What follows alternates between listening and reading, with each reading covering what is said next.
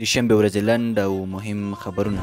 ستره محکمه وایي د روانې غبرګولي میاشتې 28مه یعنې دوشنبې چې د ذوالحجې له 10مې نیټې سره برابره ده د لوی اختر لومړۍ ورځ ده.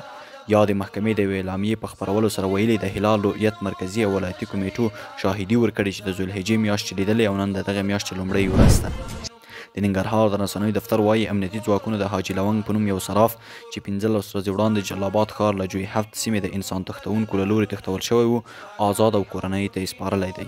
د امنیتي مسؤلینو په وینا د ځانګړو ځواکونو د عملیات په ترڅ کې د یوې ښځې په ګډون د انسان تښتونکو کسیزه ډله هم نیول شوې ده. د کار او ټولنیزو چارو وزیر ملا عبدالمنان عمري د سنت پیټرزبورګ 28مې اقتصادي سرمشریزې په څنډه کې د روسیې د کار او ټولنیز خوندیتوب وزیر آنتون کوتیاکوف سره کتلي. د کار او ټولنیزو چارو وزارت وایي چې په دغه کتنې کې د دواړو لوري د اقتصادي سوداګریزو او دوه اړخیزو اړیکو د پیاوړتیا په اړه خبرې کړي او روسیې ته د افغان کارګرو د قانوني لیږد په اړه یوه طرحه هم ښاغلي آنتون کوتیاکوف ته وړاندې کړې ده. د لوړو زده کړو وزیر شیخ ندا محمد ندیم او د پوهنې وزیر مولوي حبیب الله اغا د پوهنې او لوړو زده کړو وزیرانو په دویم نړیوال څلور ورځني فورم کې د ګډون په موخه روسیې ته روان شول. د ارشاد حج او اوقافو وزیر د سعودي عربستان په رسمي بلنه د حج او اوقافو وزیرانو ناسته کې د ګډون په موخه یاد هیواد ته سفر کړی. ټاکل شوي چې د حج او اوقافو وزیرانو ناسته د روان اونۍ دوشنبې په ورځ د اسلامي هیوادونو حج او اوقافو وزیرانو او مشهوره اسلامي شخصیتونو په شتون کې د سعودي عربستان په مکه مکرمه ښار کې ترسره شي.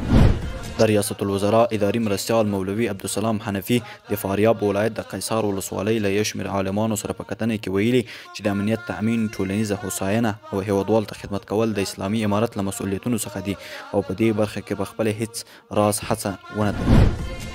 افغانستان لومړي ځل لپاره نیوزیلند ته ماتې ورکړه. افغانستان کرکټ ملي لوبډلې نړیوال جام سیالیو په لړ کې نن شنبه د غبرګولي 19مه په خپله دویمه لوبه کې نیوزیلند ته د 4 منډو په توپیر ستره او تاریخي ماتې ورکړه.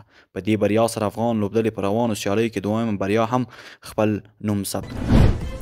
د نیوزیلند کرکټ ملي لوبډلې لوبډلمشر کین ویلیمسن له افغانستان څخه له ماتې خوړلو وروسته په خبري غونډه کې ویلي چې افغان لوبغاړو په میدان کې خپله تجربه ثابته کړه. ویلیمسن په خپل لومړي توپ اچونې پښیماني ښودلې او زیاته کړې ده چې فکر یې کوو چې افغان لوبډله به ورته 140 تر 150 هدف وټاکي، خو په وینا یې افغانانو ښه لوبه وکړه او له دې هم لوړ هدف وټاکه.